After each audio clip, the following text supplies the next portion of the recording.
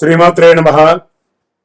సద్గురు జ్యోతిష్యాలయం జూలై నెల రాశి ఫలితాలు కొన్ని అనివార్య కారణాల వల్ల ఒక 10 రోజులు లేటుగా నేను మీ ముందుకు వస్తున్నాను. జూలై 10వ తారీఖు నుండి మొదలు పెడితే జూలై 30 వరకు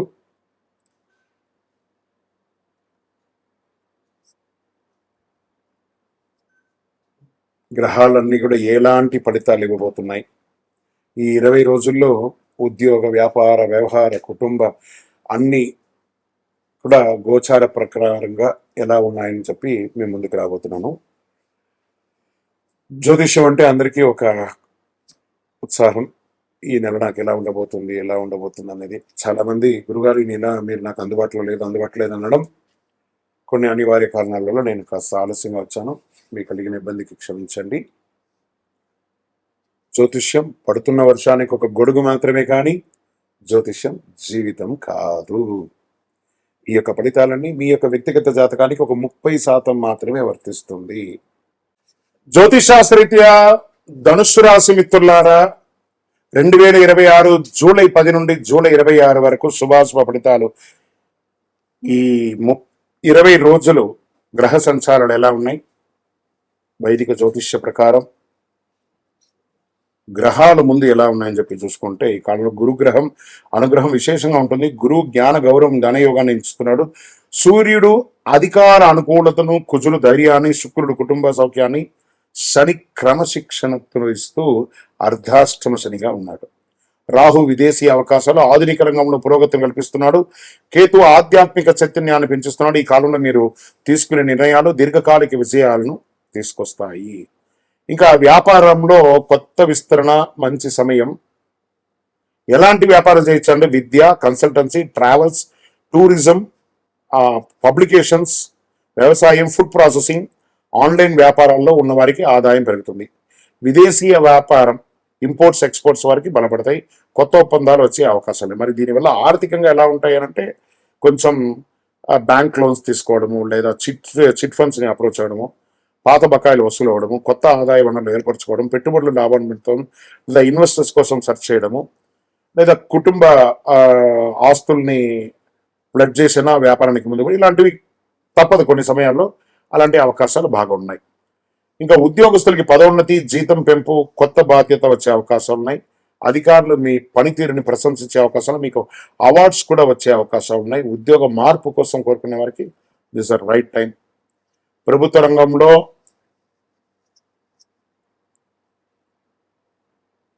అనుకూల సమయం. రాజకీయ రంగంలో ఉన్న వారికి ప్రజాదరణ పెరుగుతుంది. టెండర్స్ లాంటిది వేసే వారికి ఇది ఒక మంచి సమయం. ఉద్యోగాల్లో ప్రైవేట్ ఉద్యోగాల్లో ఉన్న వాళ్ళకి ఐటీ, బ్యాంకింగ్, విద్యా, corporation, pharma, legal, multinational company పనిచేసే వారికి కొత్త అవకాశాలు వస్తాయి. విదేశీయ ప్రాజెక్ట్ నాయకత్వ బాధ్యతలు ఇచ్చే అవకాశాలు ఎక్కువ కనబడుతున్నాయి. కుటుంబంలో ఆనందకర వాతావరణం నెలకొంటుంది. శుభకార్యాలపై చర్చలు జరుగుతాయి. పెద్దల ఆశీర్వాదంతో నిలిచిపోయిన పనులు పూర్తవుతాయి. దూరమైన బంధువులతో మళ్ళీ సాన్నిహిత్యం పెరుగుతుంది. దాంపతుల మధ్య సఖ్యత పెరుగుతుంది, అవగాహన పెరుగుతుంది, గౌరవం పెరుగుతుంది. అనవసర వాదాలకు దూరంగా ఉండే అవకాశాలు ఉంటాయి. కొంచెం అర్ధాష్టమ శని ఉండడం వల్ల కాస్త ఎవరికి వాళ్ళు ఆట విడుపుగా ఉండండి. ఇంకా సినిమా కళాకారుల వారికి ఈ నెల కాస్త మిశ్రమ ఫలితం అని కూడా చెప్పచ్చు. యూట్యూబ్, సోషల్ మీడియా, రచన, సంగీతం కొంచెం ఏదైనా వైరల్ అవుతుంది. ఆ వైరల్ కామెంట్స్ కి ఇంపార్టెన్స్ ఇవ్వకండి. కొంతమంది పని ఏమంటే కామెంట్ చేస్తూ ఉండడమే వాళ్ళ పని. తిరిగి చూస్తే వాళ్ళు సమాజంలో గొప్పవాళ్ళుగా ఉండరు, సాధన కూడా చేయరు. కానీ ఎదుటి వాళ్ళని కామెంట్ చేయడానికి కొంతమంది ఉంటారు. ఆ కామెంట్స్ చదివి మీ బుర్ర ఖరాబ్ చేసుకోకండి. మెయింటైన్ చేయండి మీ ఛానల్స్ని. అద్భుతంగా ఉంటారు. కోర్టు కేసుల్లో అనుకూల పరిణామాలు కనిపిస్తాయి. మిశ్రమ ఫలితాలు కనిపిస్తాయి. జాగ్రత్త. వివాదం పరిష్కారం ఇవ్వడానికి కాంప్రమైజ్ అవ్వడం ఒక మెట్టు మీరు దిగండి, తప్పు లేదు. విదేశీయ ఉద్యోగంలో ఉన్న వారికి ఈ నెల కాస్త మిశ్రమ ఫలితాలు కనబడుతున్నాయి. జాగ్రత్త పడండి. నెల ఆఖరిలో ఒక శుభవార్త వింటారు. ఇంకా విద్యల కోసం వెళ్ళే వాళ్ళకు కూడా, అక్కడపై స్టక్ అయిన వాళ్ళకు కూడా, ఉద్యోగం లేకుండా ఇబ్బంది పడ్డ వాళ్ళకి జాగ్రత్త.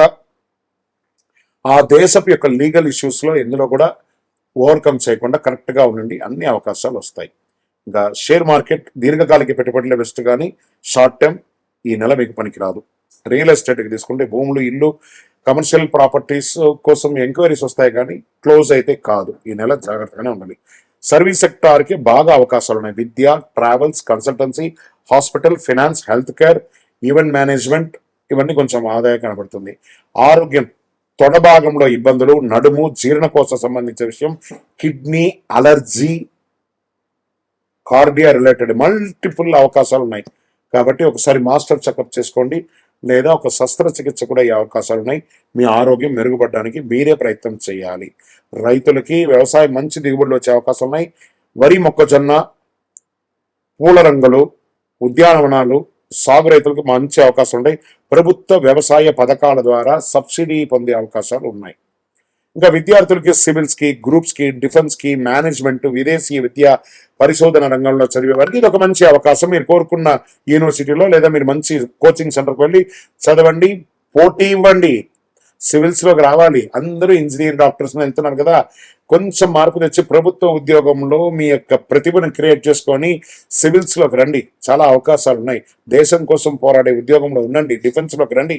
మంచి మంచి అవకాశాలు ఉన్నాయి. మీ ప్రతిభను తీసుకుని బాగా పదును పెట్టండి. అదృష్ట దినాలు 13, 16, 20, 24, 28, 30. అదృష్ట సంఖ్య 3 మరియు 9 బాగుంటుంది. ఇంకా అదృష్ట రంగు అంటారా, పసుపు, బంగారం, కాషాయం చాలా కలిసి వస్తుంది. అదృష్ట దిక్కు ఈశాన్య దిక్కు ప్రయాణాలు శుభం.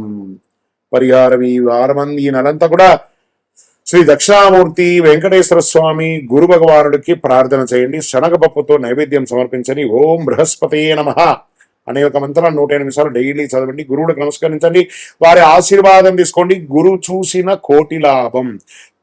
శనగపప్పు, వస్త్రాలు, ఆధ్యాత్మిక గ్రంథాలు, విద్యార్థులకి పుస్తకాలు పంచండి. దేవాలయాలు అన్నదానం చేయండి. శుభ ఫలితాన్ని పొందుతారు. ప్రతి అవకాశాన్ని వివేకంతో ఉపయోగించుకొని క్రమశిక్షణతో ముందుకు సాగితే ఇదే మీకు గొప్ప నెలగా ఉంటుంది. కాస్త మిశ్రమైనటువంటి శని అర్ధాష్టమం ఉన్నది కాబట్టి జాగ్రత్త. విజయోస్తు. మీ యొక్క వ్యక్తిగత జాతకం తెలుసుకోవాలనుకుంటే మీ పరిసర ప్రాంతాల్లో ఉన్నటువంటి గురువులని సంప్రదించండి, జ్యోతిషాస్త్ర నిపుణుల్ని సంప్రదించండి. లేదా మా ద్వారానే మీరు జ్యోతిషం తెలుసుకోవాలి అని అనుకుంటే మన ఛానల్లో కనబడుతున్న డిస్ప్లేలో కనబడుతున్నటువంటి నంబర్కి మీ పేరు, మీ date of birth, time of birth, place of birth WhatsApp చేయండి. మా అడ్మిన్స్ మీకు రిప్లై ఇస్తారు. ఇంకను శక్తివంతమైనటువంటి ఫలితాలు పొందడానికి అతి శక్తివంతమైనటువంటి కరుంగాలి మాల, ఈ కరుంగాలి మాలను మన దేవాలయంలో 48 రోజులు పూజ చేసి సిద్ధంగా ఉంచాం. చండీ, సుదర్శన, సుబ్రహ్మణ్య భుజంగం చేసి ఇలాంటి మాల ఉంది రెడీగా. ల్యాబ్ టెస్ట్ చేసి కావలసిన సంప్రదించండి. మాతో మాట్లాడి కన్ఫర్మ్ చేసిన తర్వాతనే మాల తీసుకోండి, కానీ డైరెక్ట్గా తీసుకోండి. ఇక్కడ ఆన్లైన్లో మేము అమ్మట్లేదు. మా సంస్థకు మీరు అప్రోచ్ అయితేనే, వాట్సాప్ ద్వారా ఫోన్ చేస్తేనే మీకు ఇస్తాము. కానీ మీరు బయట ఆన్లైన్ నుంచి తెచ్చుకుంటే మా సంస్థకు ఏ విధమైనటువంటి సంబంధం లేదు. మీరు అందరూ క్షేమంగా ఉంటారని ఆ భగవంతుని ప్రార్థిస్తున్నాను. సర్వే జనాః సుఖినో భవంతు. నువ్వులు ఒక చేతిలో నుంచి ఇంకొకరు తీసుకోవచ్చా అంటే, వ్యాపారస్తులు వాడు తీసుకొచ్చి మీ చేతిలోనే పెడతాడు. తీసుకోండి, మీరు అక్కడ పెట్టు, నేను నువ్వులు ముట్టుకోను అని అంటారా, పో అంటాడు. ఈ సెంటిమెంట్స్కి అంతా వెళ్ళకండి. పూజ కార్యక్రమాల్లో, పితృకర్మల్లో వాడే ఒక పవిత్రమైనటువంటి వస్తువు ఏదైనా ఉందంటే నువ్వులే, మన పితృలకు వెళ్ళేది. కాబట్టి ఇలాంటి చెడు సెంటిమెంట్స్కి వెళ్ళకండి. ప్రాక్టికల్గా ఉండండి. మనం ఏ ప్రపంచంలో ఉన్నాం ఆలోచించండి. మీకే నువ్వులు అనేది, మన నువ్వులు ఉండ తినమా? మనం నువ్వులు వంటలో పొడిగా వేసుకోమా? తెల్ల నువ్వులు కానీ, నల్ల నువ్వులు కానీ. నువ్వులు చెడు కాదని పితృలకు ఇచ్చే ఒక అద్భుతమైనటువంటి ప్రసాదం, వరప్రసాదం నువ్వులు అంటారు. విజయోస్తు. అన్నదానం చేయడం వల్ల కలిగిన పుణ్యం ఏంటి? అన్నదానం చేస్తే ఏమవుతుంది? నహి నహి బహుదానం అన్నదానం సమానం అన్నారు.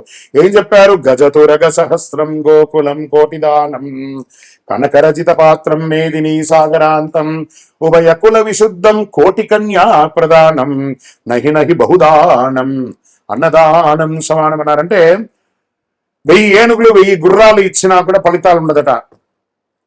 కనుక రజిత పాత్రం మీదిని సాగరాంత వజ్ర వైడూర్య మణి మీద గో మీద కాదు ఆకాశమంత ఎత్తుకి పాతాళమంత లోతుకి పోషించిన గురుగారు మీ చేతిలో ఉన్న ఉంగరం ఇస్తే బాగుంటుంది అనే ఆశ ఉంటుందట. ఉభయ కుల విశుద్ధం కోటి కన్యా ప్రదానం, 2 కుటుంబాలు కలిపే కోటి కన్యాదానం చేసినా మాకు పెట్టిపోతలు పెట్టలేదు, మాకు వియ్యంకుడు మర్యాద పెట్టలేదు, మాకు సాంబారు వేయలేదు, మాకు స్వీట్ ఇవ్వలేదు, ఆడపడుచు లాంఛనం, ఇలాంటి కొరతలు వస్తూనే ఉంటాయి.